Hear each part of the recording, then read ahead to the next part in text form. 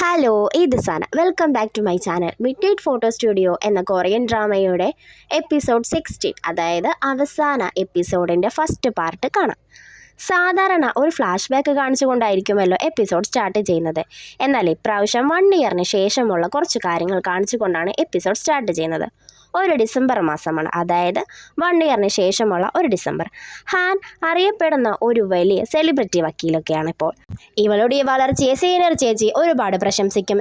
ഈ സമയം സ്റ്റുഡിയോയുടെ ബോർഡ് ഇപ്പോഴും മാറ്റാത്തത് കൊണ്ട് തന്നെ ഫോട്ടോ എടുക്കാൻ ഒരാൾ വരും. അദ്ദേഹം ഇവിടെ ഇല്ല എന്ന് പറയുമ്പോൾ അയാൾ പോകും.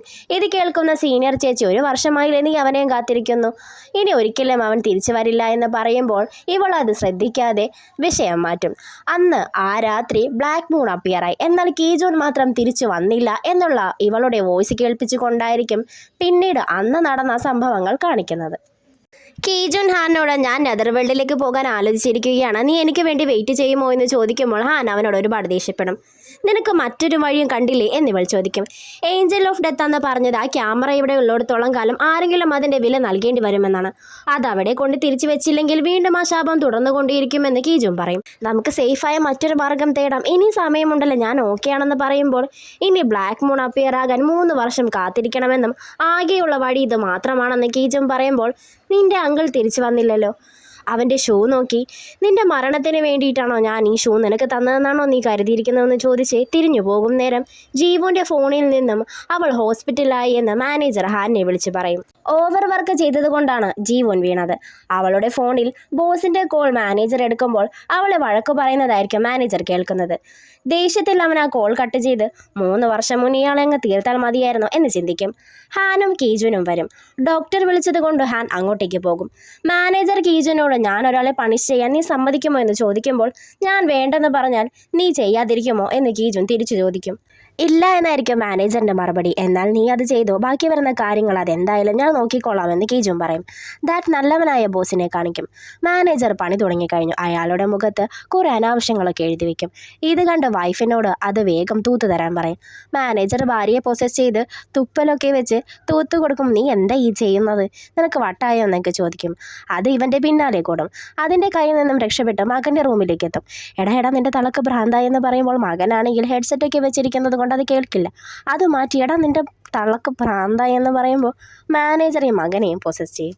നീ കാരണമാണ് ഞാൻ മരിച്ചത്, മരിച്ച ഡേറ്റും സമയവും സ്ഥലവും എല്ലാം പറഞ്ഞ് നീയാണ് എന്നെ കൊന്നതെന്നിവൻ പറയും. എനിക്ക് വെറും 33 വയസ്സ് മാത്രമേ ഉണ്ടായിരുന്നുള്ളൂ എന്നിവൻ പറയുമ്പോൾ അതിന് നീ ആരാ എന്നിയാൾ പേടിച്ച് ചോദിക്കുമ്പോൾ എൻ്റെ പേര് പോലും നിങ്ങൾ മറന്നല്ലെന്ന് പറഞ്ഞ് ഇവൻ അലറും. പേടിച്ചു പോയ ഇയാൾ ഇവനും ഭ്രാന്തായി എന്ന് പറഞ്ഞ് ഓടും. ജീവുവിൻ്റെ ബോധം വരുമ്പോൾ ഹാൻ നടന്നതെല്ലാം പറയും. അവൾ വീണ്ടും വർക്കെന്ന് പറഞ്ഞ് പോകാൻ നേരം ഹാൻ വഴക്ക് പറയും. മാനേജറെല്ലാം നോക്കിക്കോളുമെന്ന് കീജുനും പറയും. പിറ്റേന്ന് പേടിച്ചാണ് ജീവൻ വരുന്നത്. എന്നാൽ മാനേജർ ഓർഡറിൻ്റെ പ്രോബ്ലംസ് എല്ലാം സോൾവ് ചെയ്തിട്ടുണ്ടാകും. എല്ലാവരും അവളെ അഭിനന്ദിക്കും. ഈ മാനേജർ കൊള്ളാമല്ലോ എന്നിവൾ ചിന്തിക്കും. അവളുടെ കൊളീഗ് ഇവർ എപ്പോഴോ എടുത്ത ഒരു ഫോട്ടോ കാണിച്ച് ഇതാണ് മാനേജർ എന്ന് പറയും. അവനെ കാണുമ്പോൾ ഇവൾക്ക് ഒരുപാട് സന്തോഷമാകും. ബോസ് എവിടെയാണെന്ന് ഇവൾ തിരക്കുമ്പോൾ അറിയില്ല, വന്നിട്ടില്ലെന്നാണ് തോന്നുന്നതെന്ന് കൊളീഗ് പറയും. അയാളെ കാണിക്കും. മോളെ കണ്ടതും അവളെ മാറ്റി നിർത്തി ഓഫീസിൽ ഒരു ഗോസ്റ്റ് ഉണ്ടെന്ന് പറഞ്ഞത് സത്യമാണ്, എന്തോ ഗോ എന്ന് പറയുന്ന ആളാണ്, ഓഫീസിൽ വെച്ചാണ് അയാൾ മരിച്ചതെന്നൊക്കെ പറയുമ്പോൾ അത് ഗോസിങ് ഹോ ആണെന്ന് ഇവൾ പറയും. കാരണം മാനേജർ അവൾ ഈ സമയം പൊസസ് ചെയ്തിട്ടുണ്ടാകും. നീ കൊന്നയാളുടെ പേര് പോലും കൃത്യമായി അറിയില്ലല്ലേ നിനക്ക്. പേടിച്ച് ഇവൻ അയാളുടെ അടുത്ത് ചെന്ന് നിന്റെ അവസാനത്തെ ചാൻസ് ആണിത്, നീ ആരെയാണോ വളരെയധികം ബുദ്ധിമുട്ടിച്ചത് അവരോട് പോയി സോറി പറയണം, അത് പറഞ്ഞാൽ ഞാൻ ഈ നിമിഷം ഇവിടെ വെച്ച് ഇതെല്ലാം നിർത്താമെന്ന് മാനേജർ പറയും. എന്നാൽ അഹങ്കാരം പിടിച്ച ഈ പ്യാരിമോൻ, ഞാനൊരു തെറ്റും അതിന് ചെയ്തിട്ടില്ല, എനിക്ക് നിന്നെ പേടിയില്ലട ഗോസ്റ്റ്, എൻ്റെ മോളുടെ ദേഹത്ത് നിന്ന് നീ ഇപ്പോൾ തന്നെ ഇറങ്ങണമെന്ന് ഇയാൾ പറയും. സ്വന്തം മകളോട് ഇത്രയും കരുതൽ കാണിക്കുന്നുണ്ടെങ്കിൽ മറ്റുള്ളവരുടെ മക്കളെയും നിനക്ക് അതേപോലെ തന്നെ കണ്ടൂടെ എന്ന് പറയുമ്പോൾ മാനേജറിൻ്റെ കഴുത്തിന് പിടിച്ച് ഇറങ്ങടാ എൻ്റെ മോളുടെ ദേഹത്ത് നിന്ന് ഇയാൾ പറയും. മോൾക്ക് ബോധം വന്ന് അച്ഛൻ എന്താ ഈ കാണിക്കുന്നതെന്ന് ചോദിക്കും. ഒരു ഭ്രാന്തനെ പോലെ അവിടെയുള്ള എല്ലാവരെയും പിടിച്ച് നീയല്ലേ അവനെന്ന് ചോദിക്കും.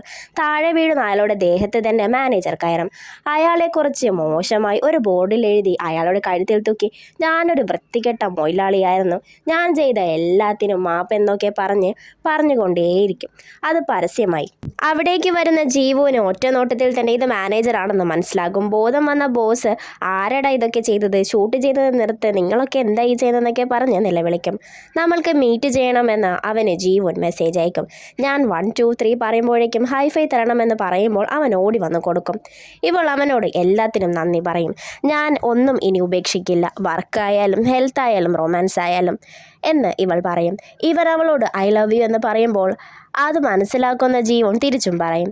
ഹാൻ തൻ്റെ പുതിയ വിസിറ്ററായ കുറച്ച് ഗേൾ സ്റ്റുഡൻസിൻ്റെ പിക്ക് എടുക്കും. വർക്ക് കഴിഞ്ഞ ഉടനെ തന്നെ കീജുൻ കുടിച്ച് ഓഫാണെന്നുള്ള ഒരു കോള് കീജുവിൻ്റെ ഫോണിൽ നിന്ന് തന്നെ ഹാനിന് വരും. അവൾ വേഗം ചെന്ന് നോക്കുമ്പോൾ നല്ല പരുവത്തിലായിരിക്കും കീജുൻ ഉണ്ടായിരിക്കുക. ഞാൻ പോകാൻ സമ്മതിക്കാത്തത് കൊണ്ടാണോ നീ ഇങ്ങനെയൊക്കെ ചെയ്യുന്നതെന്ന് ചോദിക്കുമ്പോൾ എനിക്കും മരിക്കാൻ പേടിയാണെന്ന് കീജുൻ പറയും. എന്നാൽ പിന്നെ പോകാതിരുന്നൂടെ എന്ന് ഹാൻ പറയും. നെതർവേൾഡിലെ വഴികളെക്കാളും എനിക്ക് ഭയാനകമായി തോന്നുന്നത് നീ ഇല്ലാത്ത ലോകത്ത് ഒറ്റപ്പെട്ട് ജീവിക്കുന്നതാണ്. അതുകൊണ്ട് നീ സറണ്ടറായാൽ മതിയാകും. ഞാൻ തിരിച്ചു വരുമെന്ന് ഉറപ്പ് നൽകുന്നു എന്നും കീജുൻ പറയും. ഇതറിഞ്ഞത് മാനേജർ നെതർവേൾഡോ നിങ്ങൾ വിചാരിക്കുന്നതിനേക്കാൾ ഭയാനകമാണ് അവിടെ. ദിവസങ്ങളോ രാത്രികളോ സീസണോ ടൈം ഒന്നും തന്നെയില്ല അവിടെ എന്നെല്ലാം ഇവൻ പറയും. എന്നാൽ കീജുൻ അതൊന്നും വിഷയമേയാക്കുകയില്ല. കീജുൻ ഇവനോട് നീ ഇവിടെ ഗൈഡായി നിൽക്കണം. ആ ക്യാമറ ഉള്ളത് കൊണ്ടാണ് ഹാൻ ഇപ്പോഴും ജീവനുള്ളത്.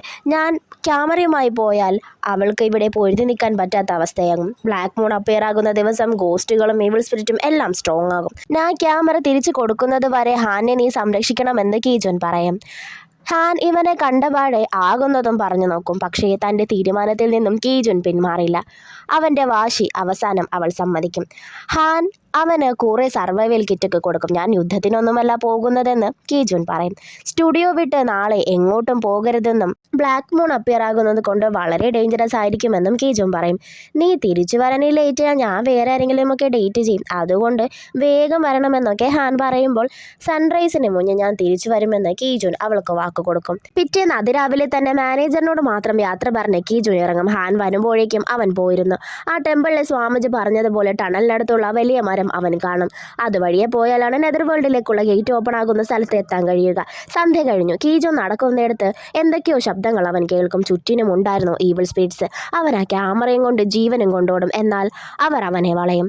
ഇവിടെ മാനേജറും ജീവനും ഹാനും ഗോസ്റ്റുകളൊന്നും കയറാതിരിക്കാൻ എന്തൊക്കെയോ ചെയ്യുകയാണ്. കീജുവിൻ്റെ കയ്യിൽ നിന്നും ആ ക്യാമറ തെറിച്ചു പോകും. അത് ഈവിൾ സ്പിരിറ്റ് കൈക്കലാക്കും. ബ്ലാക്ക് മൂൺ അപ്പിയർ ആയി എന്ന് മാനേജർ ഇവരോട് പറഞ്ഞതും സ്റ്റുഡിയോയുടെ ആ ഗേറ്റിൽ നിന്നും ഭയങ്കരമായ ശബ്ദം കേൾക്കും. ആ സീൻ അവിടെ കട്ടായി. പിന്നീട് കീജുനെ കാണിക്കും. കീജുൻ ആ ക്യാമറ ഒരു കണക്കിന് അവറ്റുകളുടെ കയ്യിൽ നിന്നും എടുത്തു കൊണ്ടോടും. ഓടി ഓടി എത്തുന്നത് ഒരു വലിയ കുഴിയുടെ മുന്നിലായിരിക്കും. ബ്ലാക്ക് മൂണിനെ കീജുൻ കാണും. എന്നാൽ ഗേറ്റ് കാണില്ല. ഗേറ്റ് എവിടെയാണ്, സമയമില്ലല്ലോ എന്നൊക്കെ ചിന്തിച്ച് ഇരിക്കുകയായിരിക്കും കീജുൻ. എന്നാൽ പുറകിലെ ഈവിൾ സ്പിരിറ്റ് എത്തിക്കഴിഞ്ഞിരുന്നു. പിന്നെ ഒന്നും നോക്കാതെ കീജുൻ അതിലേക്ക് ഒറ്റച്ചാട്ടം. ചാടുന്നതിനിടയിൽ അവിടെ ഒരു വട്ടത്തിൽ വലിയ ഒരു പുക പോലെ പ്രത്യക്ഷപ്പെടും. കീജുൻ ചാടുന്നത് അതിലേക്കായിരിക്കും. കീജുൻ ചാടിക്കഴിഞ്ഞ ഉടനെ തന്നെ അത് അപ്രത്യക്ഷമാവുകയും ചെയ്യും. വലിയൊരു ഗുഹയ്ക്കുള്ളിലാണ് അവൻ എത്തുന്നത്. എൻട്രൻസ് ടു ദി നെതർവേൾഡ് എന്നുള്ളൊരു ബോർഡ് അവൻ കാണും. അപ്പോഴാണ് മാനേജർ പറഞ്ഞൊരു കാര്യം ആലോചിക്കുന്നത്. നെതർവേൾഡിലെ കാണുന്ന ഒന്നും വിശ്വസിക്കരുത്. നമ്മൾ എന്താണോ ആഗ്രഹിക്കുന്നത് അതായിരിക്കും നമ്മളുടെ മുന്നിൽ കാണുന്നതായിരിക്കും മാനേജർ പറഞ്ഞിരുന്നത്. അപ്പോൾ ഇതല്ല നെതർവേൾഡിലേക്കുള്ള എൻട്രൻസ് എന്ന് കീജുന് മനസ്സിലാകും. ഒരുപാട് നടന്ന ശേഷം അവനൊരു നീണ്ട വഴി കാണും. അതിലൂടെ പോകുമ്പോൾ ഒരു ഗുഹയ്ക്കുള്ളിൽ വലിയൊരു പ്രകാശം വരുന്നത് അവൻ ശ്രദ്ധിക്കും. കീജുൻ പിന്നെ അതിനകത്തേക്ക് കയറും. പിന്നീട് സ്റ്റുഡിയോ ആണ് കാണിക്കുന്നത്. ഇവിടെ ഗോസ്റ്റുകളെല്ലാം തന്നെ തള്ളിക്കയറിക്കൊണ്ടിരിക്കുകയാണ്. ഇവർ കഴിവതും ശ്രമിക്കുന്നുണ്ടെങ്കിലും അവർക്കത് കൺട്രോൾ ചെയ്യാനേ സാധിക്കുന്നില്ല. ഇവിടുത്തെ അവസ്ഥ വളരെ മോശമാണ്. ഹാനിനോടും ജീവനോടും ഓടി രക്ഷപ്പെടാൻ മാനേജർ പറയും. ഒരുപാട് ഗോസ്റ്റുകളുണ്ടാകും. അതിൻ്റെ അടുത്ത് നിന്നും ഒരു കണക്കിന് മാനേജർ രക്ഷപ്പെടും. എന്നാൽ ആ ഗോസ്റ്റുകൾ പുറകെ തന്നെ ഉണ്ടാകും. ഈ പാർട്ട് ഇവിടെ അവസാനിപ്പിക്കുകയാണ്. ഉടനെ തന്നെ ഫൈനൽ പാർട്ടുമായി അടുത്ത വീഡിയോയിൽ കാണാം.